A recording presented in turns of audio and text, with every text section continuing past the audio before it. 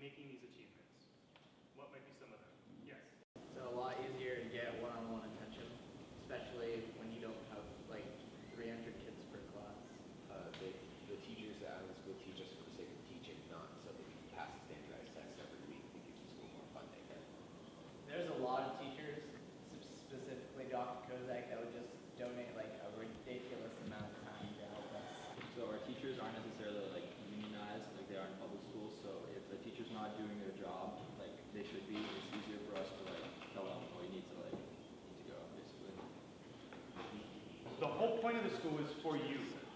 So if it's not working, if you see something that's not working, if you see something that needs to be fixed, you are in a unique position to explain that. STEM kids can't really specialize in what they want to major in because we have to have these 3 years of history, like 1 year of art, music, drama, so we can't really specialize in what we want to major. And you want to specialize. Yeah, we want to, like, I would take like a mechanics class or like more tech classes or like anything like that if I didn't have to take these electives. Okay.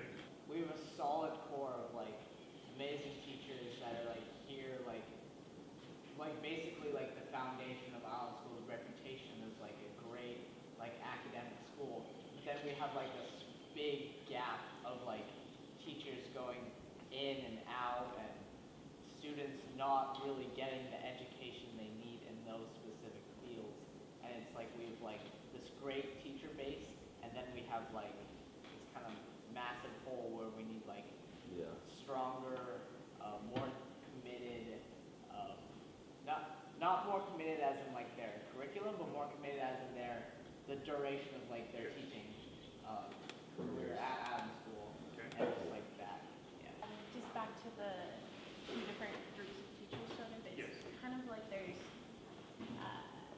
one group of teachers that's super devoted, but they teach like higher end classes, if that makes sense. So like the AP classes and the honors classes. So if you're going in that track, that's great. You're going to have fabulous teachers and stuff. But if you decide, oh well, maybe that's not quite right for me, and that's totally fine. It's just that there's not as much, like the teachers are a little less devoted or like not quite as good. And that's not true for every single class, but there are certain cases where that happens.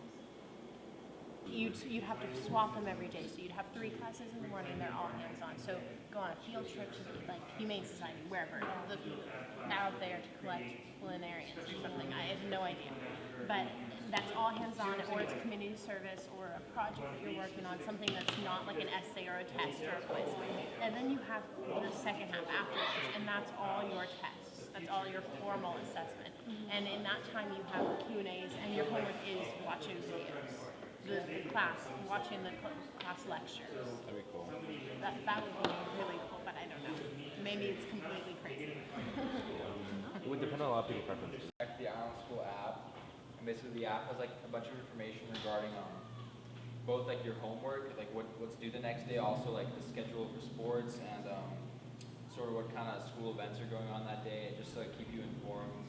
And then this person in our thing lives in Cape Kaha, and by then there's gonna be a bus service all around the island for Island School, so they're gonna get on a bus and go to school. So the periods 1 through 4 in the morning are sort of like the formal classes of the day, where you take like math, science, English, and history, and it's sort of like you get a homework assigned, and it's just a really structured classes. And then you have a lunch break from 12 to 12:30 because the periods 1 through 4 are from 8 to 12, 1 hour each.